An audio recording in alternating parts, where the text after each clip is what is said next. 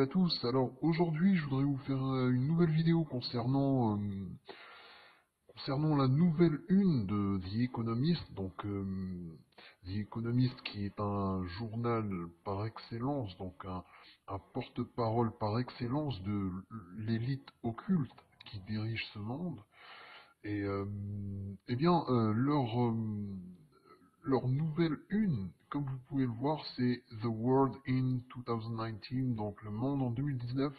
Et qu'est-ce qu'on voit? Eh bien, on voit derrière un blackout. Et, euh, et là, donc, on a dans The Economist, avec cette nouvelle une, à chaque année, The Economist prévoit ce que sera l'année en mettant en page une illustration avec des schémas, des croquis, des dessins qui vont nous montrer ce que sera l'année en cours. Et là, eh bien, pour la 33e édition, notez bien, pour la 33e édition, The Economist voit noir. Il prévoit un blackout. Et clairement, qu'est-ce que ça veut dire? Ça veut dire que c'est l'année de tous les dangers. Alors on voit que le contexte international est absolument explosif, que ce soit au niveau économique, que ce soit au niveau géostratégique, militaire et technologique. Il y a des avancées techniques côté oriental avec des percées au niveau des technologies militaires qui peuvent désormais faire face aux Américains, ce qui, euh, ce qui montre que l'équilibre des forces est désormais moins géocentré. Alors, 33e édition, bien sûr, c'est pour votre 33e degré. 33e degré qui revient toujours, donc c'est cette numérologie qui revient encore et encore et encore. Et ça, c'est vraiment pas par hasard. Dites-vous bien que la 33e édition, eh bien, c'est encore une fois, ils choisissent particulièrement leur date, ils choisissent particulièrement euh, leur numérologie, leur symbolisme, et tout ça, c'est pas fait par hasard. Alors, The Economist prévoit un blackout, et moi, personnellement, j'aimerais attirer votre attention sur la date du 11 novembre 2018. Ça va vous donner, c'est une date qui est vraiment cruciale en numérologie, et c'est du jamais vu. Réellement, c'est du jamais vu. On va avoir 11, 11 et 2018. 2018, c'est 2, 1, 8. En numérologie, 2 plus 1 plus 8, ça va donner 11. Là, on va avoir un 11, 11, 11. 11 plus 11 plus 11, encore une fois, ça va vous donner 33 en numérologie. Et personnellement, j'aimerais attirer votre attention sur cette date-là. Surveillez cette date avec précaution.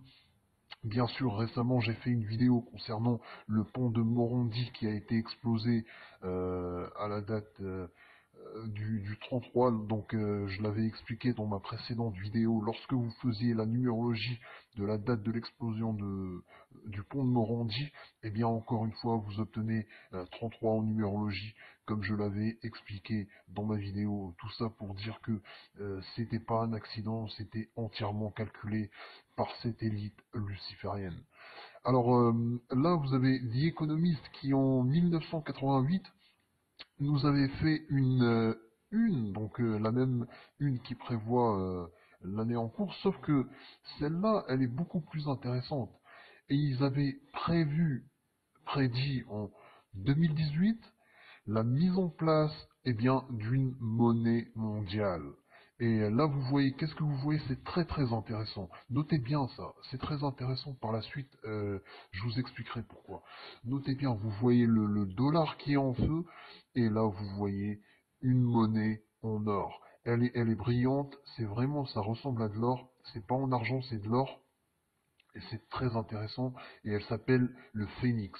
Le phénix, c'est un animal qui renaît de ses cendres, donc c'est un animal mythologique qui renaît de ses cendres, donc c'est un animal qui a connu une certaine grandeur, c'est un animal qui a connu une certaine gloire, et puis il était déchu avant de renaître par la suite de ses cendres. Et c'est exactement ce qui se passe avec l'or. Donc l'or, eh bien, c'était la monnaie internationale, c'était la monnaie durant des millénaires, jusqu'à ce que Nixon mette fin à l'échangeabilité de l'or en dollars. Donc ça a été mis, euh, cette, euh, cette situation a pris un terme en 1973 sous Nixon, et eh bien, The Economist nous annonce ni plus ni moins que la renaissance de ce phénix or en 2018. Et c'est vraiment, la date n'est vraiment pas par hasard, c'est vraiment très intéressant, vous allez le voir par la suite.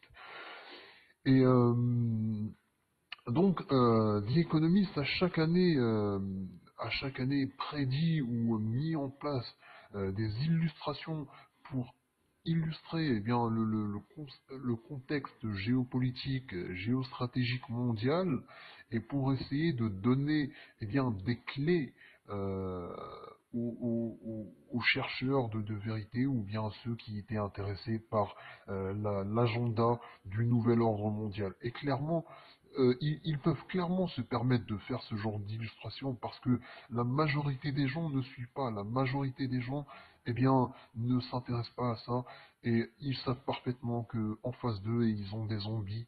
C'est même pas 1, 2, 3% des gens qui vont s'intéresser à leur une et à leur prédiction. Et c'est un jeu qu'ils affectionnent, donc ils apprécient particulièrement cet exercice-là chaque année. Et donc là, vous voyez l'année 2018 avec Kim Jong-un, etc. Donc il y avait un certain nombre. Beaucoup se sont amusés à traduire ces illustrations, mais c'est assez délicat. Il faut être initié et avoir un sens du symbolisme assez poussé. Alors là, vous avez l'illustration de 2017. Et celle-là était vraiment intéressante. Donc, on nous parle donc du nouvel ordre mondial. Donc, c'était fait sous forme de carte du tarot, avec Donald Trump assis sur les États-Unis, et particulièrement, on peut le voir sur New York, où il y a le siège des Nations Unies. C'était le drapeau américain, comme si c'était des toilettes, donc du papier toilette un peu. Et c'est vraiment intéressant, je veux dire, c'est vraiment intéressant comment il a un petit peu sorti les États-Unis de plusieurs institutions onusiennes, et voilà de quoi il s'agit.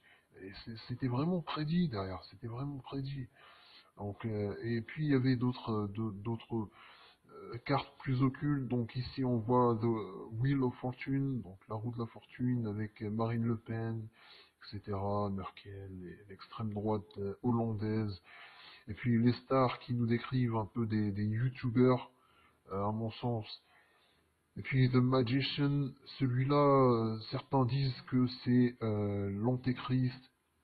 Et là, vous avez votre symbole de l'Ouroboros, de l'infini, donc l'infini technologique, l'involution vers la technologie, contraire de l'évolution spirituelle. Et puis ici, on voyait Death, donc la carte de la mort. Et c'était vraiment intéressant. Donc, certains ont fait des vidéos comme Rorschach, etc., pour expliquer certaines choses, et puis certains ont fait des explications plutôt intéressantes. Et puis là, la une de 2015 était particulièrement intéressante, parce qu'on pouvait voir ici une petite fille avec une date, et bien sûr, cette petite fille avec la date que vous pouvez voir ici, c'était il fallait tout simplement mettre cette date-là à l'endroit pour obtenir eh bien, la date des attentats de Charlie Hebdo. Donc c'était clairement annoncé dans ce journal de l'élite luciférienne. Et, euh, et puis c'est que suite qu'après les attentats que cette date-là a été comprise par les chercheurs eh bien, de vérité. Et, euh, et c'est vraiment intéressant. Donc. Et puis là, donc, le blog de la Résistance qui vraiment met des articles très intéressants. A mis un article, donc nous disons JP Morgan prédit une super crise, les initiés sortent du marché action. Et ce qu'il a fait, c'est qu'il a repris eh bien, deux articles de CNN et puis de JP Morgan. JP Morgan qui avait fait une étude pour expliquer que c'était compliqué, la situation était extrêmement tendue et, et là, en gros, donc, il nous dit en gros, il confirme que les banksters sont en train d'appuyer sur le bouton d'extraction et que les élites mondiales s'y préparent. Bien sûr, cette crise qui sera mise en place sera entièrement mise en place par cette élite. Et tout ça dans le but eh bien, de créer le nouvel ordre mondial. Donc, ce qui se passe, c'est que vous avez des PDG de grandes entreprises américaines. Donc là, CNN qui nous dit CEOs are cashing in on the market boom. Et en gros, on nous dit que les PDG ont vendu pour presque 6 milliards de dollars d'actions.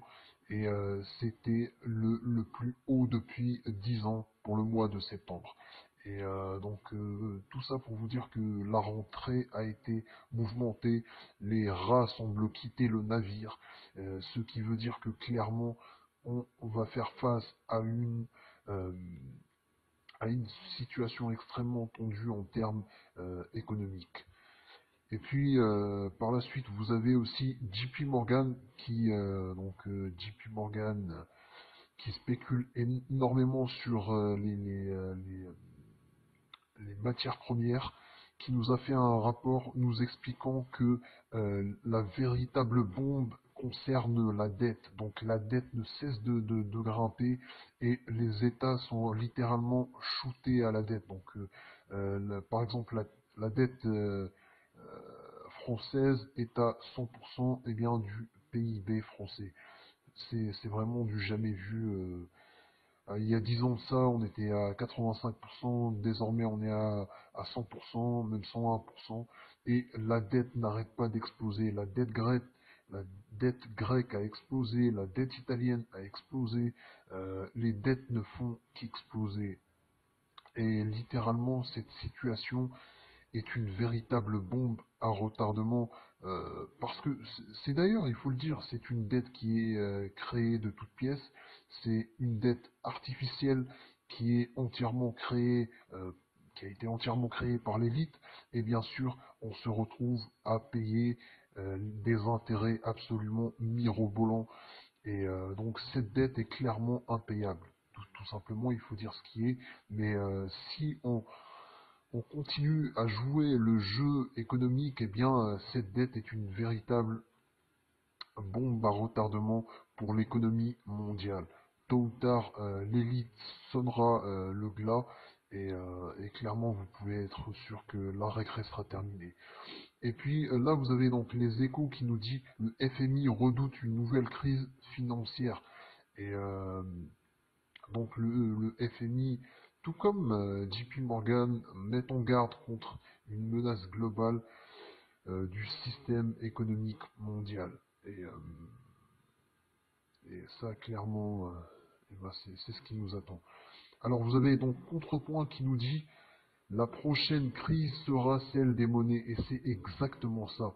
Donc la crise de 2008 était clairement une crise financière, une crise du système bancaire. Donc par la suite, les institutions étatiques ont mis des crashs, des tests, des sortes de tests pour, euh, pour limiter l'exposition des banques à une sorte d'explosion du système bancaire. Et donc il y avait eu plusieurs tests, donc c'était les stress tests à l'époque, et donc surtout en 2011, 2012, 2013, etc., avec les différents QI qui avaient été mis en place, donc les QE, c'était les quantitative easing mis en place par la Fed afin d'injecter plusieurs milliards dans l'économie mondiale, et malheureusement ça a très peu profité à l'économie réelle. C'est surtout l'économie financière et spéculative qui a profité des robinets de la Fed. Et clairement, un contrepoint dans cet article ne s'y trompe certainement pas, parce que la véritable crise qui nous attend sera une crise économique. Tout comme l'a prédit le The Economist dans leur une de 1988, disant que 2018, ça serait la fin du dollar. Vous avez très bien pu voir le dollar avec le feu, il était en train de brûler. Donc ce n'était pas simplement le dollar, mais toutes les économies, euh, toutes les monnaies donc fiduciaires qui étaient en train de brûler. Et ça, c'est vraiment intéressant parce que derrière, il y a un nouveau système qui va être mis en place. Et dites-vous bien que le dollar représente 80% des échanges mondiaux. Et si le dollar est mis à mal, c'est derrière toute l'économie mondiale qui va être mis à mal. L'élite, c'est particulièrement bien que le dollar est une monnaie de référence mondiale, et il suffit simplement de s'attaquer au dollar pour déstabiliser toute l'économie mondiale. Il n'y a pas besoin d'attaquer la Russie, la Chine, etc. etc. Donc ils connaissent parfaitement leurs mécanismes. Et puis, j'aimerais simplement vous dire qu'il y a aussi beaucoup de situations tendues, que ce soit le cas de l'Italie, que ce soit le cas en Allemagne avec la Deutsche Bank, qui a été énormément exposée à des junk bonds, donc des produits pourris, des produits spéculatifs pourris, et qui a perdu énormément d'argent comme ça. Donc, Deutsche Bank va licencier plus de 10 000 personnes, et on dit que peut-être il va y avoir un rachat par soit UBS ou soit par Commerzbank, mais en tous les cas, Deutsche Bank pourrait être aussi une bombe à retardement dans cette crise mondiale qui nous attend. Donc cette crise des monnaies, donc là on a Sud-Ouest qui continue avec cette histoire de crise. Donc, on nous dit augmentation des taux d'intérêt aux USA, faut-il craindre une nouvelle crise financière? Donc, cette crise monétaire est mise en place clairement et orchestrée à la source, à la racine, par la Fed, parce que c'est la Fed qui va émettre, c'est eux qui vont créer l'argent, c'est eux qui vont créer l'argent. Et c'est aussi simple que ça. Et ce qui se passe, c'est que la Fed a relevé ses taux. Et puis récemment, pour Trump, donc dans la tribune, on nous dit pour Trump, sa plus grande menace, c'est la Fed. Donc c'est pas Daesh, c'est pas les Russes, c'est pas les Chinois. Pour lui, c'est la Fed. Donc la Fed l'empêche de mener à bien sa politique euh, souverainiste, conservatrice, diront certains. Mais pour ma part, ce type-là est clairement un agent de l'élite. Ce type est clairement un agent de l'élite. Et ce qui se passe, c'est qu'il est en train d'isoler les États-Unis du reste du monde. Et les États-Unis n'ont aucune, mais alors aucune raison de se séparer du reste du monde, du privilège dollar, et de se couper des Saoudiens, de se couper des institutions onusiennes qui étaient une de leurs sources de contrôle sur la politique étrangère. Et ce type, c'est exactement ce qu'il est en train de faire. Il est en train de flinguer tous les acquis des États-Unis. Pourquoi? Parce que l'élite, l'élite a décidé que les États-Unis ne seraient plus le fer de lance du nouvel ordre mondial face à la résistance des Russes et des Chinois. Pourquoi? Parce que, tout comme l'a très bien dit Poutine, il est pour un nouvel ordre mondial multipolaire, pardon. Donc, Poutine est pour un nouvel ordre mondial multipolaire, alors que les États-Unis souhaitent un nouvel ordre mondial unipolaire. Et clairement, l'élite mondialiste à mon avis, a changé ses plans. Il faut savoir qu'à la fin des années 90, lorsque l'URSS a chuté, pour les élites, le nouvel ordre mondial était à portée de main, vu que les États-Unis étaient la seule hyperpuissance qui restait. Et donc, pour eux, c'était, je veux dire, dans le courant année 2000, le nouvel ordre mondial allait être mis en place. Et on a très bien pu voir ça dans les films de science-fiction à l'époque, qui voyaient la mise en place du nouvel ordre mondial, eh bien, dans la décennie à venir, c'est-à-dire début des années 2000. Or, il n'en est rien. Pourquoi? Eh bien, ça a énormément ralenti parce que les autres nations veulent leur part dans ce nouvel ordre mondial, et c'est ce qui fait que le plan A, qui était à la base les États-Unis, maîtres du nouvel ordre mondial, a changé en plan B pour un nouvel ordre mondial multipolaire, avec bien sûr les Européens, les Russes, les Chinois, les Américains qui vont se partager la plus grosse part du gâteau. Et donc là, il est en train de taper un peu sur la Fed. Et bien sûr, les conservateurs vont dire, ouais, la Fed, c'est les juifs, et etc., etc. C'est toujours les mêmes conneries, les juifs, le judéo-sionisme, etc., etc.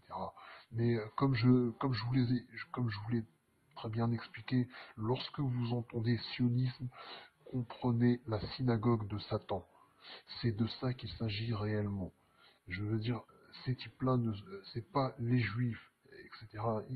Ils ne servent pas les lois de la Torah, des lois abrahamiques. Donc, c'est pas ça leur but. Ces types-là font partie de la synagogue de Satan, comme Saint Jean les a parfaitement exposés il y a 2000 ans de cela. Et ils ont un rôle dans la mise en place de ce nouvel ordre mondial. Et s'ils sont mis en avant, dites-vous bien que c'est pour une raison bien définie et une raison obscure.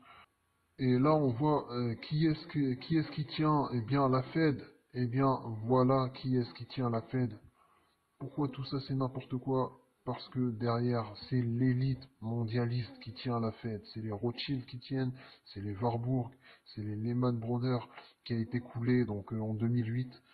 Et elle n'a pas été sauvée. Tout ça, c'est bien sûr pour une raison occulte. Allez savoir, Lehman a été décidé, ils ont décidé de lâcher Lehman Brothers. Mais en tous les cas, euh, qui détient la Fed? Eh bien, regardez bien, c'est la synagogue de Satan, comme j'en ai parlé à plusieurs reprises. Lazar Bank, Israel Moses, Cohen Lover, Goldman Sachs, Warburg, Chase Manhattan, et c'est eux qui tiennent la Fed derrière. C'est n'importe quoi, parce que la Fed est tenue par un cartel bancaire privé, tout simplement. Et s'ils voulaient réellement dire la vérité, eh ben ils se seraient attaqués à eux. Il aurait dit, il aurait certainement pas dit euh, que la Fed est en train d'augmenter les taux, je ne peux pas construire mon économie. Il aurait tout simplement dit que la Fédérale Réserve n'est ni fédérale ni une réserve, et elle est tenue par un cartel privé bancaire. C'est ça qu'il aurait dit. Tout ça, c'est n'importe quoi. S'il aurait voulu dire la vérité, c'est ça qu'il aurait dû dire. Et il aurait dû dire qu'il faut nationaliser la Fed. C'est aussi simple que ça. Mais bien sûr, il va pas le dire parce qu'il fait partie de l'élite, tout simplement. Tout ce qu'il peut dire, c'est voilà, vous avez monté de 1%, de 2% le taux, et ça m'embête. Mais, euh, mais s'il voulait réellement dire la vérité, c'est ça qu'il aurait dû dire. Tout simplement, tout simplement. Mais bien sûr, il ne le dira pas parce que c'est s'attaquer à ses maîtres, et il risque certainement pas de le faire. Et donc, comprenez bien que cette synagogue de Satan qui contrôle la Fed, eh bien, cette synagogue de Satan est aux ordres de ces Templiers dont je n'arrête pas de parler. Et là, vous avez Fidelity Investment, donc c'est un fonds d'investissement qui gère pour 1600 milliards de dollars. Donc c'est un des quatre plus gros fonds d'investissement à l'échelle mondiale. Et puis, c'est eux, littéralement, c'est eux qui vont bénéficier, eh bien, de la masse monétaire émise par les Fed. C'est eux qui vont se régaler derrière. C'est pas l'économie réelle, c'est ces hedge funds-là et c'est derrière les Templiers. Donc c'est eux, littéralement, qui contrôlent, eh bien, la structure économique américaine et mondiale par la suite. Et là, donc, vous avez Fidelity Investment. Ici, vous avez BlackRock, qui est un géant mondial, mais véritablement un géant, et qui gère pour à peu près 5-6 milliards d'euros. 6 milliards d'euros, 5-6 milliards d'euros, ça va vous donner presque 3 fois le PIB de la Russie. Euh, et c'est tout simplement, c'est eux qui vont derrière bénéficier de la masse monétaire. C'est eux qui vont bénéficier. C'est pas les Rothschild ou les Rockefeller ou ces types-là dont je vous parle. C'est c'est les BlackRock, c'est les Fidelity, ces organisations-là obscures contrôlées par ces Templiers dont je n'arrête pas de parler. Et puis là, vous avez aussi State Street Global Advisor, qui lui aussi est un énorme fonds d'investissement qui gère pour des milliards et des milliards plus que le PIB de la France. Et comme ça, eh ben, vous avez quatre gros fonds d'investissement qui vont gérer tout ça. Et là, vous avez The Vanguard Group. Notez bien votre rouge et blanc, couleur des Templiers. Et, euh, et derrière, c'est eux qui gèrent tout ça. Alors, lorsque vous prenez la constitution d'une entreprise comme Raytheon, qui fabrique des missiles, donc ils sont spécialisés dans la défense, dans l'aéronautique, l'aérospatiale, etc. Et lorsque vous regardez qui est-ce qui détient les actions, eh ben vous avez toujours les mêmes.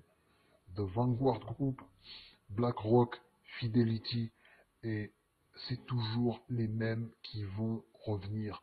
Et ça, vous allez le retrouver pour énormément de sociétés importantes, américaines et mondiales. Donc là, vous avez Lockheed Martin qui fabrique donc toujours dans des sous-marins pour des avions militaires, des avions civils, des satellites, etc. Donc c'est vraiment de l'industrie de très haute technologie. Et ben qui est actionnaire?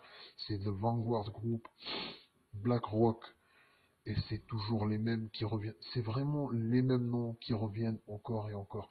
Et parfois vous avez d'autres noms, mais ils reviennent pas aussi souvent que ceux-là. Donc vous avez Merrill Lynch, Morgan Stanley, JP Morgan, etc.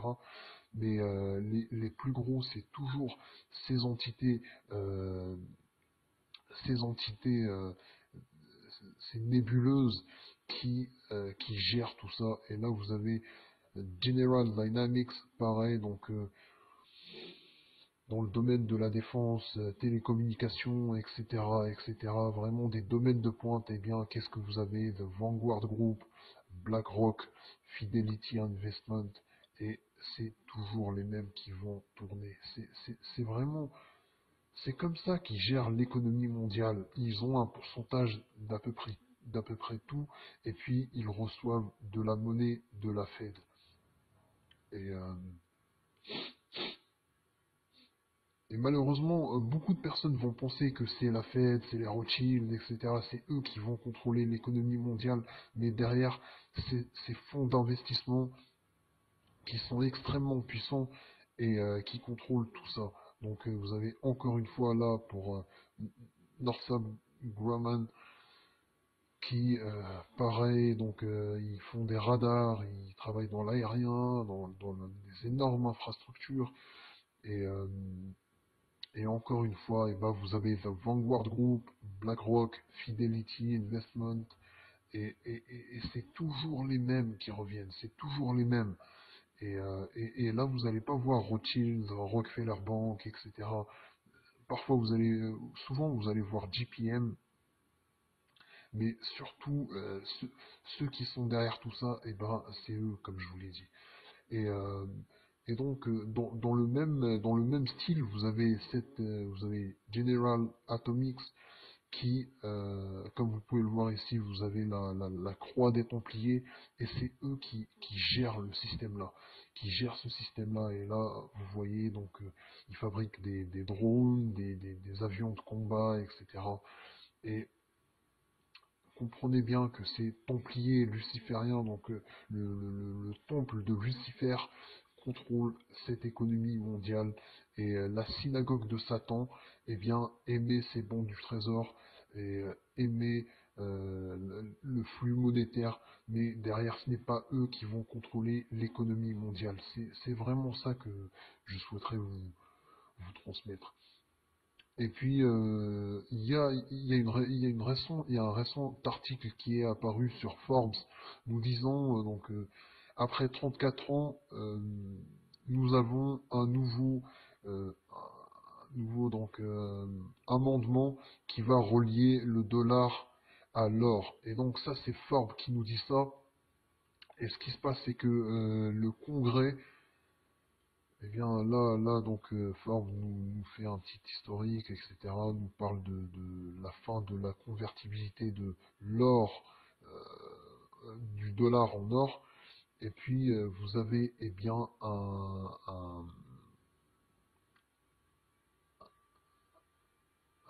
un projet de loi du Congrès des États-Unis, donc le HR 5404, qui définit le dollar à l'or. Donc ça fixé alors, fixé au poids de l'or. Et ça c'est celui-là, donc c'est ce texte-là qui va définir. Et là on est sur le site du Congrès américain, et désormais on voit que la convertibilité en or va être bientôt de mise, comme ça a été affiché dans la couverture de The Economist. Et, euh, et là, j'aimerais vous parler de la carte Illuminati Card Game. Et là, on nous dit donc Midas 1000. Donc, vous connaissez certainement l'histoire du roi Midas, qui nous disait que... Donc, l'histoire du roi Midas nous disait que Midas, tout ce qui touchait se transformait en or. Et donc, c'était un petit peu sa malédiction. Et par la suite, là, on voit la carte Illuminati Card Game qui nous dit de l'or venant du fond de la mer, donc de l'or pour le complot des Illuminati. Et clairement, on voit une machine au fond des océans qui est littéralement en train de fabriquer de l'or. C'est tout simplement incroyable. Et pourquoi je vous montre cette carte-là? Parce que, regardez ça, vous avez donc la mer, plus gros gisement d'or mondial avec 10 millions de tonnes. Et là, qu'est-ce que vous avez? Parmi les compositions de la mer, on trouve en infime partie dans l'eau de mer à raison de 0,005 parties par milliard, soit une proportion moyenne de 0,05 grammes pour 1000 litres d'eau. Et à mon sens, donc, cette élite luciférienne a réussi à développer une machine qui peut extraire de l'or à partir de l'eau de mer. Et je pense clairement qu'ils vont mettre euh, une monnaie mondiale basée sur l'or. Et c'est exactement ça. Donc là, ils nous montrent clairement leur, leur projet mondial. Tout comme la couverture de The Economist avec la pièce en or. Donc clairement, ils sont en train de nous montrer leur projet, comme je vous l'ai expliqué. Alors, pour ma part, ce que je peux vous conseiller, c'est d'acheter de l'argent, parce que l'or est très cher. Et là, donc, vous avez Gold, Silver, si vous souhaitez acheter des pièces en argent, qui est plutôt abordable, qui fait des prix plutôt intéressants. Et si vous souhaitez, acheter des lingots d'or, que je vous conseille, vous avez le site Gold Broker pour acheter des lingots d'or qui sont plutôt abordables, donc des prix parfois à 100, 150 euros moins cher. Toutefois, il faudra eh bien, aller retirer vos lingots directement à Zurich. Ça, c'est le revers de la médaille. Si vous souhaitez acheter 20, 30, 40, 50 kilos, eh bien, le mieux, c'est de faire un achat sur ce site-là, vu que vous avez de meilleurs tarifs. Et puis, bah, vous allez en Suisse et chez les Templiers récupérer votre fric, tout simplement.